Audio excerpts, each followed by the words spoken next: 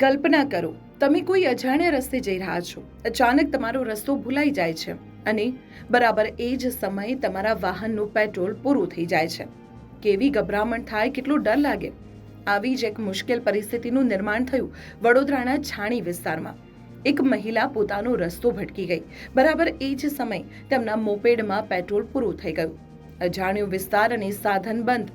પરિસ્થિતિ ખરેખર ચિંતાજનક હતી. પણ આ મહિલાએ ગભરાવાને બદલે ખૂબ જ સમજદારી વાપરી અને તાત્કાલિક ઇમરજન્સી નંબર 112 પર કોલ કર્યો. અને પછી જે થયું એ આપણી ગુજરાત પોલીસ માટે ગર્વ લેવા જેવી બાબત છે.